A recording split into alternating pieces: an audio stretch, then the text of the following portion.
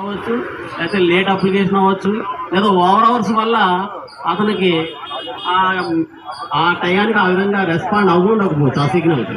ఇన్ని కారణాలు ఉన్నా సరే అవన్నీ పక్కన పెట్టి నువ్వు స్టార్ట్ చేసి నువ్వు తప్పు చేసావని చెప్పి రిమూవల్ ఫ్రమ్ సర్వీస్ అంటాం, ఏదో ఒక ఆప్షన్ ఇచ్చిన దాన్ని తీసేయడం, ఇవన్నీ జరుగుతున్నాయి. సో ఈ లెటర్ వల్ల చాలామంది ఎవరైతే స్టార్ట్ అయ్యారో వాళ్ళందరికీ ఆల్రెడీ ఈ మంత్ నుంచి బేసిక్ కూడా కట్ చేస్తారు. ఏదైతే 30% బేసిక్ యాడ్ చేశారో ఆ బేసిక్ కూడా కట్ చేశారు. సో ఆ లెటర్ని విత్డ్రా చేసుకోవాలని. సో ఇందులో అన్నీ కూడా మనం అడిగిన ప్రతిదీ కూడా జెన్యూన్ డిమాండ్స్ ఎప్పటి నుంచో ఉన్నవి, ఇవాళ కొత్తగా ఉన్నాయి కాదు. ప్లస్ ఈ మధ్య ఎక్కడ యాక్సిడెంట్ జరిగినా ఆ యాక్సిడెంట్ తర్వాత సిఆర్ఎస్ రిపోర్ట్ ఏది ఇచ్చినా ఏం చెప్తుంది, running staff night duties continue ఉండడం వల్లే జరుగుతుంది, ఇది తగ్గించండి అనే సిఆర్ఎస్ రిపోర్ట్ ఇస్తుంది. ఈవెన్ సిఆర్ఎస్ రిపోర్ట్ ఇస్తున్నా సరే కంటిన్యూ నైట్ డ్యూటీస్ అనేవి ఇప్పటికి కూడా మార్చట్లేదు.